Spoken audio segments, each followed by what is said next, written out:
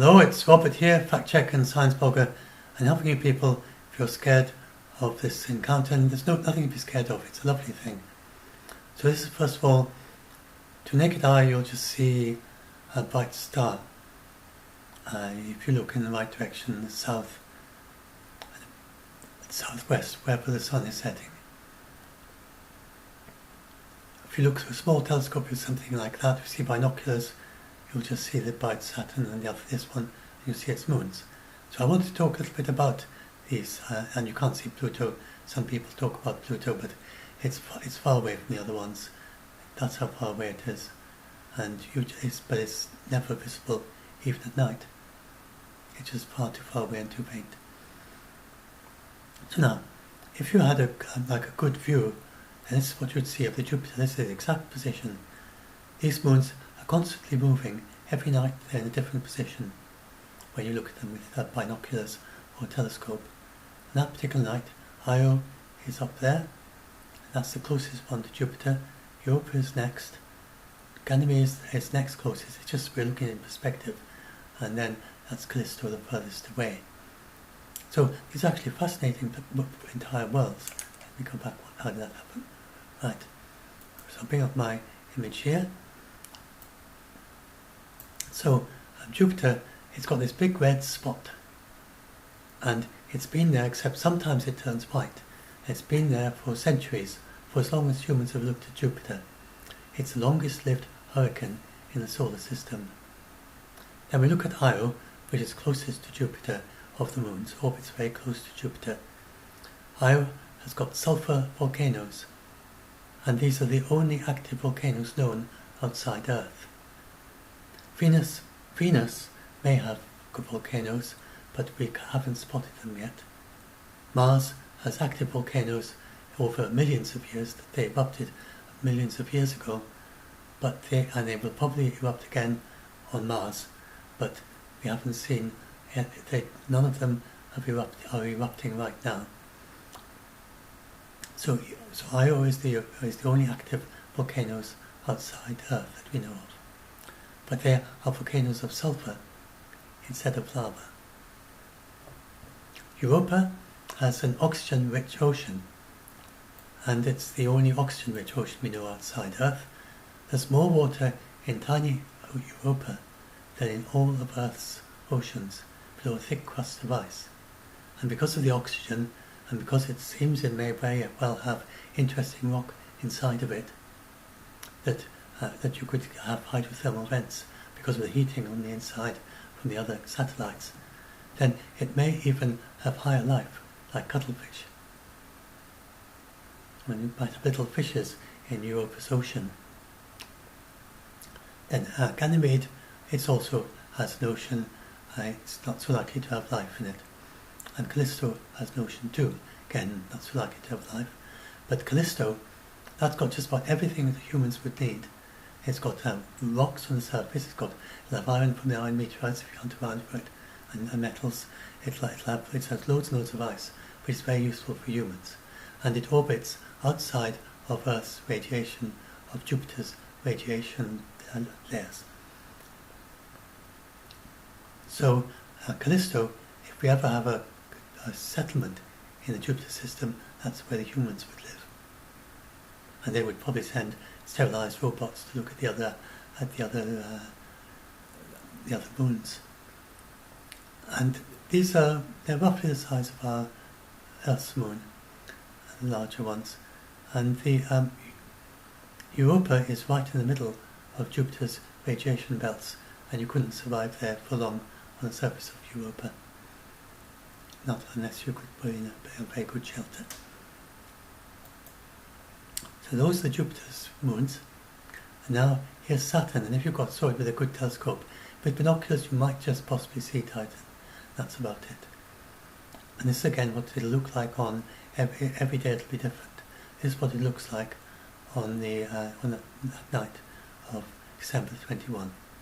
So if we go and look at the moons of Saturn, then Titan is the only place with lakes and a thick atmosphere outside Earth.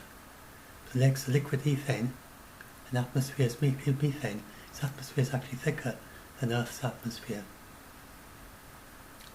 And it's the only place outside of Earth, apart from Venus' upper atmosphere, is another place like that, where human beings could survive without a pressure suit, without a proper full spacesuit.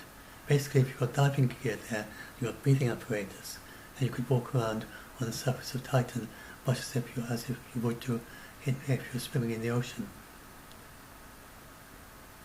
And we've already sent a spacecraft to Titan that's landed there. It just landed, it isn't a rover, it couldn't do much, but it took photos all the way down, and then it landed, took photos of some boulders there. And that's the UK's only mission to outer space. It was a piggyback on ESA's Cassini mission.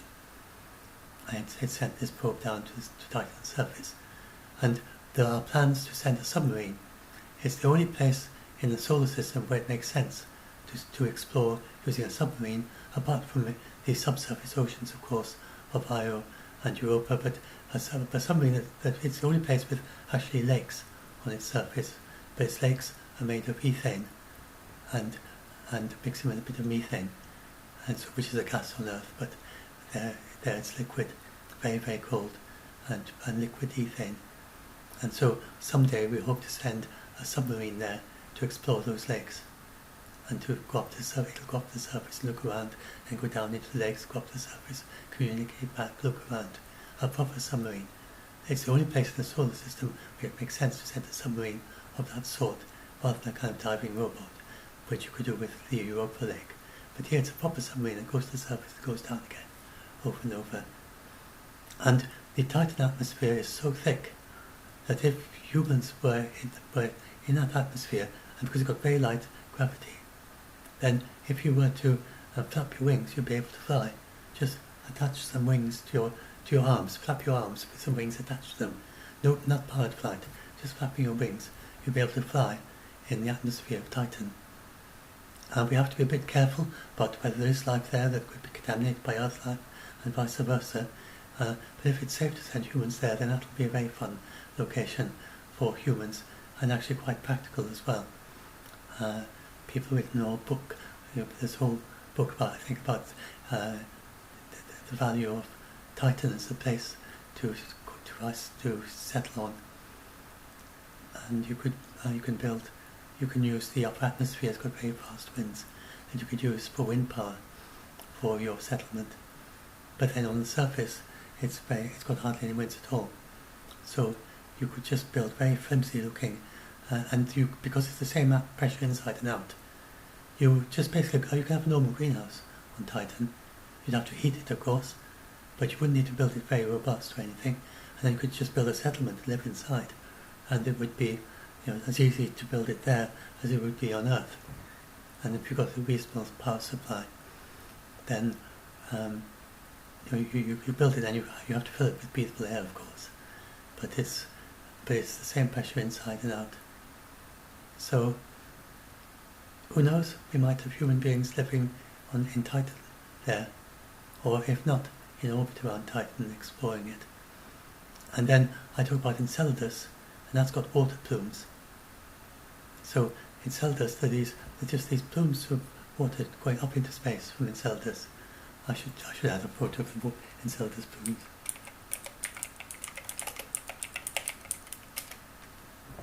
And Europa has these as well, but they haven't been photographed so well as the Enceladus ones. This is Google asking me questions before I continue. I agree. Here we are, the plumes of Enceladus. It's got a subsurface ocean. Let's zoom in. So this is an actual photo. It's a colorized photo. That's not an actual photo. And then this is a model of how they think that there's actually evidence that these plumes of water going off into space, and there's actual evidence that the particles of ice not so long ago actually were emitted. Some of the materials in those plumes were emitted from hydrothermal vents on the surface of Enceladus. So that's really quite good evidence. It actually is. We have life in the similar hydrothermal vents in the bottom of the Earth's oceans, and some of the life doesn't depend on anything on the atmosphere at all, and it could just survive there by itself. just depending on the Earth's interior and the seawater. And so there just possibly could be life there as well, in the hydrothermal vents. And anyway, so that's it. I've got a much longer version of this video here, where I go into lots more interesting details, but I thought I'd just do a short one as an introduction. 10 minutes, that's about the right length. So hope that helps you see these being kind of rather fun place, and rather cool and interesting, and nothing sad and gloomy. It's really nice place, Jupiter and Saturn. I mean, really interesting. Really interesting place. It's like a whole new world, but they work in a different way from Earth's world. And it's almost, whether Europa is not very far from a situation where you could have an intelligent civilization living in the European Ocean. I mean, cuttlefish are quite intelligent. They're not really that far from human intelligence. And if you look at parrots, cuttlefish, octopuses, maybe elephants and dogs as the most intelligent of them, the great apes, and they're not really that far different, and crows, they're not really that far different in intelligence, and they're wildly different animals. Parrots are really fascinating because they've got such tiny brains, and yet they're nearly as intelligent as us. The reason is because because they fly, their brains have to be very efficient, and so they have tiny brain cells that work just as well as big ones. And that's why a parrot is so very intelligent for its size. Grey parrot has got a tiny brain, but just as good a brain as an orangutan, say. So a grey parrot with a tiny brain is as good a brain as an orangutan, I would say. And then you've got the cuttlefish. And so, who knows?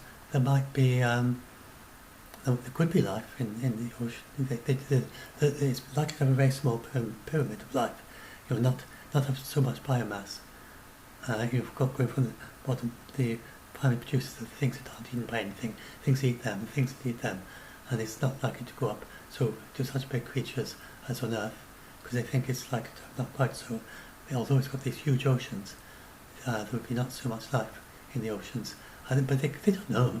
These people are basically guessing, very informed guesses.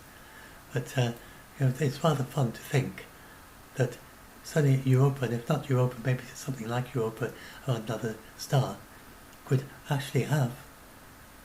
You could have, if there was a civilization in the European Ocean, we wouldn't know, because they would be even if they were a billion years old, even if they've been civilized for a billion years, because there's no reason for them to reach intelligent civilization at the same time as us. We would not know that they existed, because they would be very unlikely to be able to develop technology onto the sea, because they can't invent fire, and very difficult to smelt metal. So they'd be in the ocean, it'd be their entire world, and they might have very advanced society and almost nothing, and they might have medicine through learning kind of medical plants or whatever, medical seaweeds and things. They might have a very good knowledge, but they would not be able to do almost anything by way of technology. And so they wouldn't be able to communicate to us, and we currently have no way to communicate with them. And so I think it's or to know, even know that they're there, if they exist. We don't know what's in Europa. There might be nothing there at all. And at the other end, I'm very enthusiastic about Europa and Enceladus. And I'm not saying that this is at all likely, but it's just a very fun idea. The idea that you could have a civilization there, and we just wouldn't know. So you can look up at the sky, and you can just sort of wonder. I mean, it's very speculative. But you just wonder and say, could there be little squid-like or cuttlefish-like creatures in the European Ocean? And if it would be very fanciful, you could think, would there actually be intelligent creatures like us that have been living there for a billion years old civilization, and they don't even know that our sun exists, because they're covered in a thick crust of ice, and they won't be able to see out of it. All they will know exists is their ocean, which for them will just seem like home, and that'll seem like that's the entire universe. They wouldn't be able to develop much science again, because they can't do the technology. So, and they'll be perfectly happy in a home there, but they have no idea that the rest of the universe exists. And they may well, I mean, it's very speculative for Europa, but if you think about the entire universe, there may well be moons or planets like that, where you get entire civilizations living below, in the sea, below a thick crust of ice. They have no way of knowing anything beyond that ice. They just know that they live in this big space, and that's the entire world. And I wonder what kind of theories they would have about the entire world. When they reach our level of understanding, when they're very intelligent and they've been thought hard, they would have incredibly advanced maths and literature and music and things like that, but no technology. And it'd be fascinating. And what would like a billion years old civilization be like that has no technology and no possibility of developing it, apart from things like gathering herbs, or gathering seaweed rather, and learning the medical uses of seaweed, and maybe scratching their great works of literature into the sand and having to keep repeating it, keep copying it, because they'd have no way probably to make anything very durable. Or maybe they scratch little marks into the rocks on the seafloor, and then they'd have these ancient histories going back a billion years of scratch marks on the seafloor, or they have very good memories, and they remember the stories of the ancestors. They develop incredible perfect memories, and they can tell you tales of everything that's happened in their civilization going back a billion years. And anyway, so I thought I'd give you something to think about. Just kind of fun, I hope there's nothing there scary. I don't think there is.